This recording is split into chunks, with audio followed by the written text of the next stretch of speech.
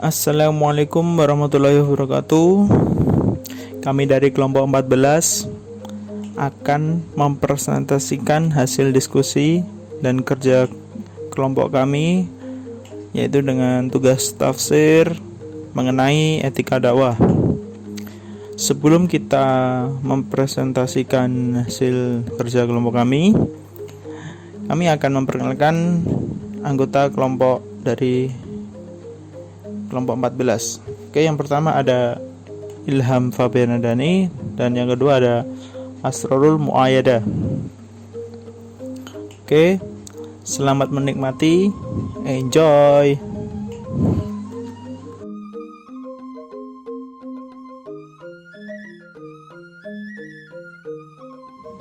Oke, saya akan menjelaskan tentang definisi dakwah. Seperti kita ketahui, dakwah adalah suatu proses menyeru dan mengajak kepada agama Allah dan memerintahkan kepada yang ma'ruf dan mencegah yang mungkar, dengan tujuan membangkitkan kesadaran beragama dan menggugah dari situasi kepada situasi yang lebih baik terhadap pribadi maupun masyarakat. Dakwah berarti memotivasi atau mendorong manusia kepada al-khair dan al-huda, serta memerintahkan kepada al-ma'ruf dan mencegah dari perbuatan mungkar dalam rangka meraih kebahagiaan dunia akhirat. Selanjutnya ada alkulturasi dakwah. Bukan saja meningkatkan pemahaman keagamaan dan pandangan hidup, tetapi juga menuju sasaran yang luas.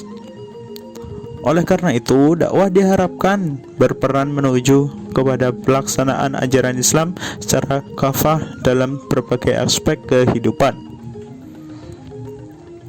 Kesuksesan dakwah tidak karena banyaknya jamaah yang tertawa atau menangis ketika dakwah disampaikan oleh al-mad'u, tetapi kesuksesan dakwah adalah diukur dari bekas yang terpatri dalam jiwa kemudian tercermin dalam tingkah laku. Lalu berikutnya adalah metode dakwah seperti itu. Oke, lanjut. Ada al-hikmah. Al-hikmah dalam Quran Surat An-Nahl ayat 125, al-hikmah ditempatkan pada urutan pertama karena al-hikmah memang mencakup kecerdasan emosional, intelektual, dan spiritual. Dengan modal hikmah, dai akan memiliki kecerdasan berdakwah, rasa simpatik, akan mampu menarik lingkungan ke dalam ajakannya. Wawasan yang luas akan memberikan pemahaman terhadap mad'u dan kepribadian yang mulia yang kian memancarkan kewibawaan dai dalam menyampaikan pesan-pesan dakwah. Ada prinsip-prinsip metode dakwah. Bil al-hikmah ada ditunjukkan kepada mad'u yang kapasitas intelektual pemikirannya terkategorisasikan khawas, cendekiawan atau ilmuwan. Dalam kitab-kitab tafsir, al-hikmah dikemukakan sebagai berikut. Ibnu Jarir al-Tabari mengatakan bahwa berdakwah dengan hikmah adalah berdakwah dengan bersandar pada wahyu yang telah diturunkan oleh Allah Subhanahu wa taala kepada Nabi Muhammad. Gitu. Lalu jadi berdasarkan beberapa pendapat mufassir di atas dapat dipahami bahwa al-hikmah adalah perkataan yang jelas dan dapat bersandar kepada wahyu yang diturunkan Allah kepada Nabi Muhammad yang menjadi sebuah argumen untuk menjelaskan makna yang benar dan mana yang salah atau syubhat. Oke, kita lanjut lagi. Ada mau'izah hasanah. Secara bahasa, mau'izah hasanah terdiri dari dua kata, mau'izah dan hasanah. Mau'izah yang berarti nasihat, hasanah yang berarti baik. Memberikan nasihat dan peringatan kepada orang lain agar mereka mau melaksanakan perbuatan baik. Selanjutnya dikaitkan bahwa peringatan yang disampaikan itu dilakukan dengan ucapan yang dapat melunakkan hati. Pendapat tersebut dapat diperpegangi dalam melancarkan mauizah sebagai upaya mengarahkan seseorang itu menjadi lebih baik dan menjalankan syariat agama yang ada, yang pada akhirnya akan membawa mereka pada kebahagiaan di dunia dan di akhirat. Seperti itu.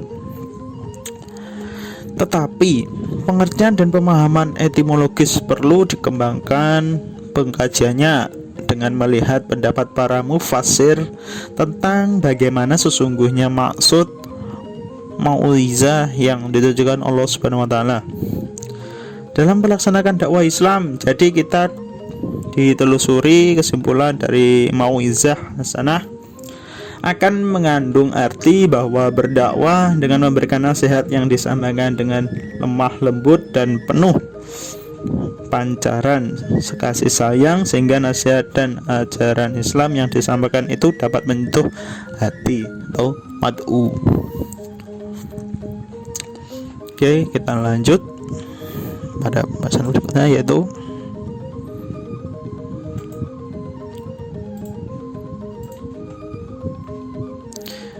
lanjut dengan mujadalah. Waktu dan tempat saya persilahkan kepada saudara Asrorul Muayyadah. Terima kasih. Ketiga, ada mujadalah. Secara bahasa, mujadalah berasal dari kata jadalah yang berarti memintal tali. Apabila ditambah alif pada huruf jim yang mengikuti wazan fa'ala, maka jadalah mempunyai arti berbantahan atau berdebat, dan mujadalah adalah perdebatan.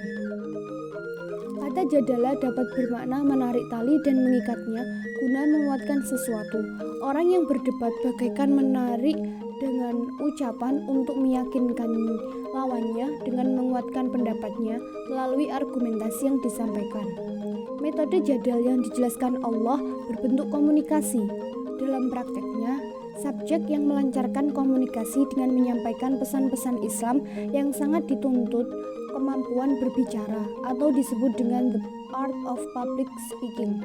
Artinya, waktu menghadapi mad'u harus mengemukakan pembicaraannya dengan suatu proposisi yang efektif dan argumentatif.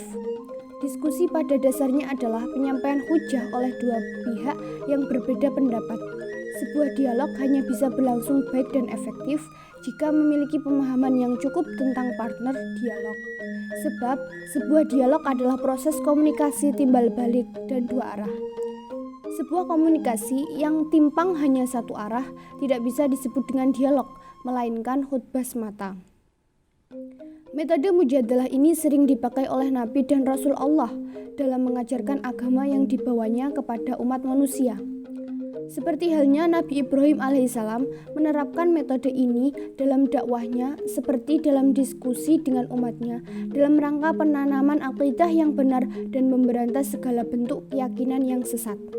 Mujadalah dalam Al-Quran pada dasarnya dapat diartikan sebagai usaha manusia dalam mempertahankan suatu pernyataan yang dipersoalkan melalui argumentasi dan tujuan tertentu. Bila mana argumentasinya logis dengan tujuan menegakkan kebenaran, maka usaha tersebut termasuk kategori terpuji.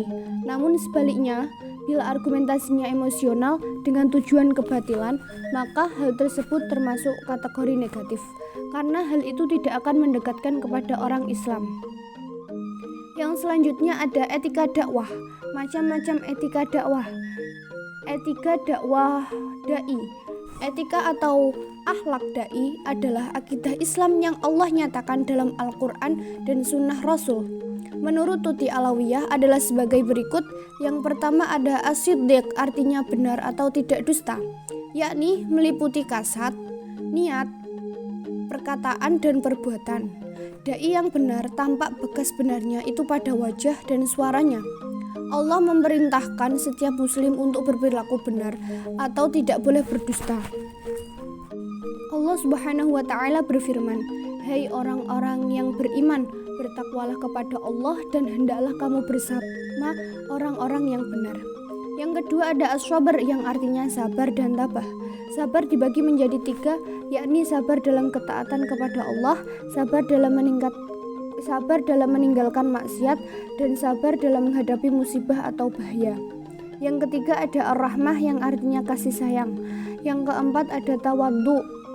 Dan yang kelima ada suka bergaul, dan yang terakhir ada amanah. Selanjutnya ada etika mad'u. 1. Menghormati dai sebagai gurunya. 2. Memperhatikan keterangan yang disampaikan oleh dai.